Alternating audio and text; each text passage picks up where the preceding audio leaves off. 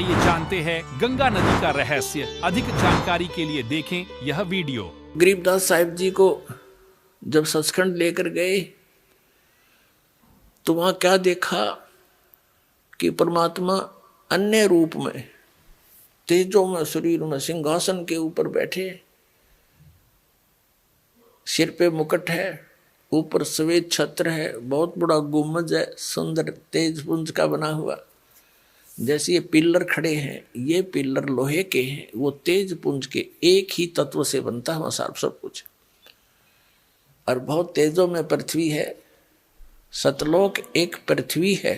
और ये बताओ वहां नूर ही नूर है, प्रकाश ही प्रकाश है, चेतन ही चेतन है, वहां और कुछ है ही नहीं। वहां सब बाग बगीचे हैं, सफेद कलर के हैं, सुंदर लदपद मेवा से रहते हैं, फलों से लदपद रहते हैं, सदा बहार हैं।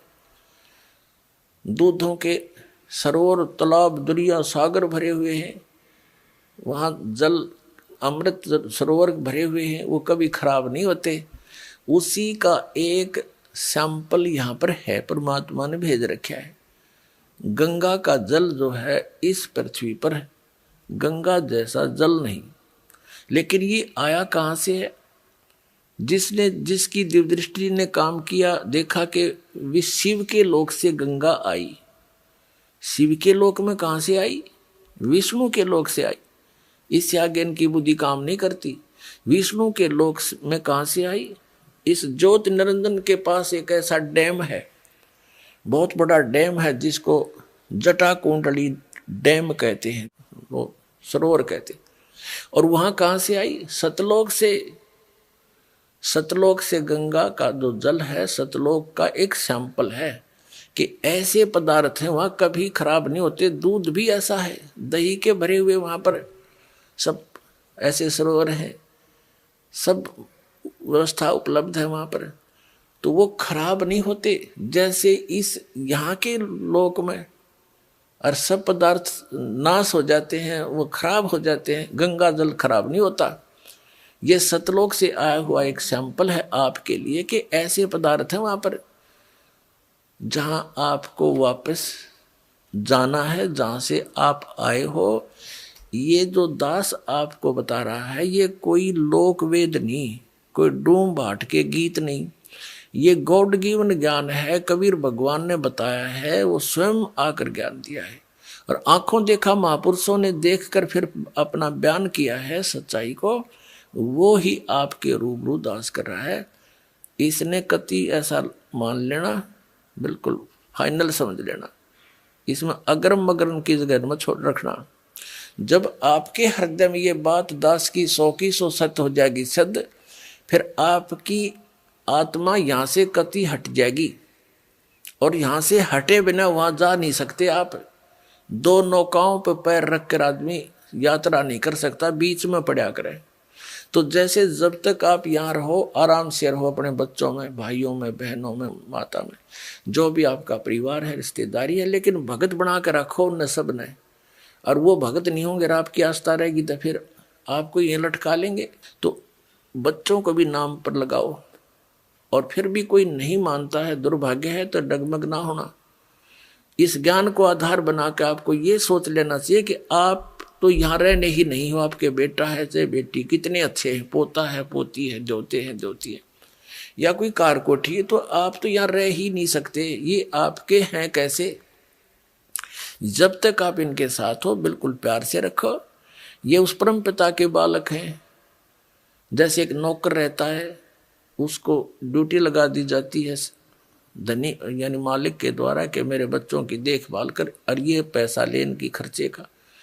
तो उस नौकर को मालूम होता है उनकी कितनी केयर टेक रखता हो कि कहीं ये नाराज ना हो जाए, इनको कोई दुख ना हो जाए, शिकायत हो जाए, मालिक तेरी नौकरी से बर्खास्त ना कर दे। उसके अपने बच्चे ना होते हुए भी वो उसके हृदय से सेवा करता है उस समय।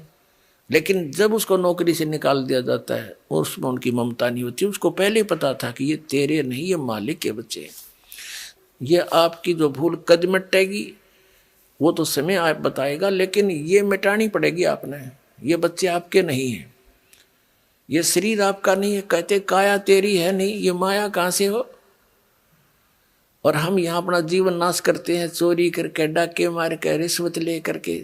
आप देखते हो मंत्री लोगों का भी इतिहास सुनते हो, और जजों के बारे में भी सुनते हो, IAS IPS के बारे में, और बहुत से इंजीनियरों के बारे में, डॉक्टरों के बारे में रिश्वत लेते हैं।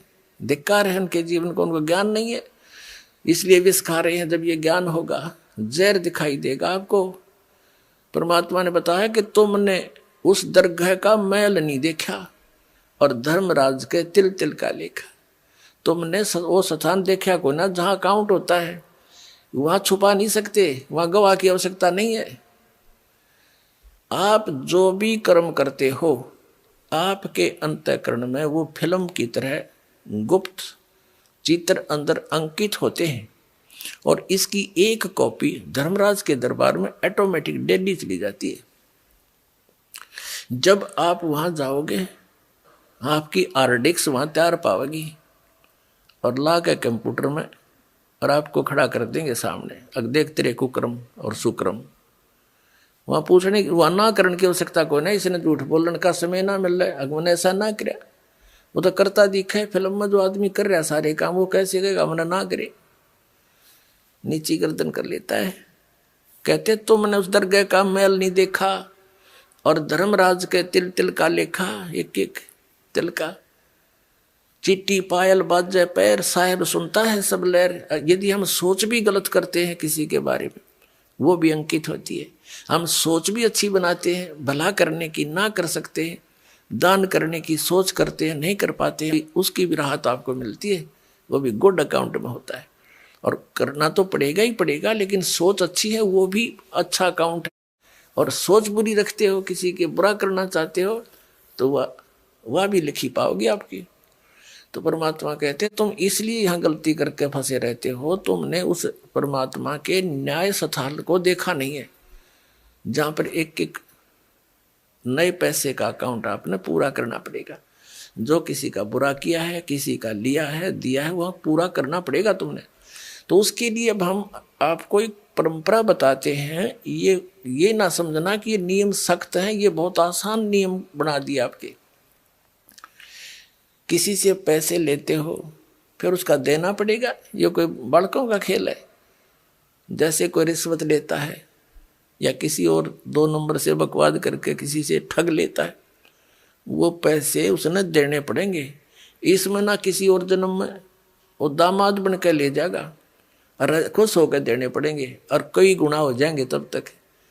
तो सिर में दर्द करने की आवश्यकता नहीं है, ये बिना ज्ञान के हम ऐसा करें। इसलिए अब क्या है, जैसे हमारे उलझे हुए संस्कार तो ढेर हैं अभी पिछले भी, ये तो समाप्त हो ही नहीं सकते। यदि ये विधान हम माने इन अज्ञानियों का कि प्रारब्ध कर्म और संचित कर्म जितने भी हैं ये तो भोगने ही पड़ते हैं, और फिर मोक्ष कैसे होगा, अंत कैसे होगा, ये हमारा आपस का संस्कार अंत नहीं होगा तब तक हम मुक्त नहीं हो सकते, फ्री नहीं हो सकते। उसके लिए परमात्मा ने विधान बताया है कि एक ऐसा मंत्र दूंगा, उस मंत्र की कमाई से आपके पुण्यों का तो ढेर लग जाएगा, और जो पाप आपके होंगे उनको मैं कैंसिल करूंगा अपने कोटे ते, अपनी ताकत ते, आपकी श्रद्धा देख के, आपकी आस्था देख के।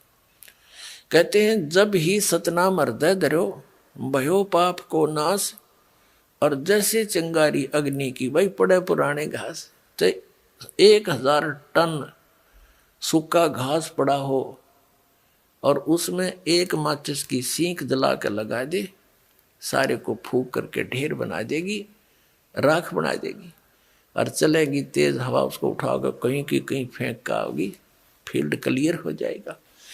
तो कहते हैं जैसे सूरज के आगे बदरा, ऐसे कर्म छयारे, और प्रेम की पवन करे चितमंजन झलके तेज नयारे। आत्मा और परमात्मा के बीच में आपके इन पाप कर्मों का के बादल छा गए, इनको प्रेम की पवन और करे चितमंजन झलके तेज नयारे। जैसे सूरज के आगे बादल, ऐसे कर्म छयारे, और प्रेम की पवन करे चितमंजन, फिर झलके तेज नयारे। एक मंत्र दिया जाएगा आपको, आपके पापों का नाश करेगा। आपके जो पाप नाश हो जाएंगे, आपके हृदय में एक विशेष कसक बनेगी। भगवान की चर्चा सुनते ही, प्रारंभ होते ही, उसका नाम शुरू होते ही, कहीं पर भी चर्चा सुनते हो तो एकदम गदगद आत्मा होगी, आंखों से आंसू टपकने लग जाएंगे। तो वो प्रेम की पवन है, प्रेम की हवा चल पड़ी और फिर वो साफ कर देगी आपके सब दुर्गुणों को और संचित अपराध है उनको भी, और प्रारब्ध वाले कर्मों को भी ये मंत्र नाश करेगा।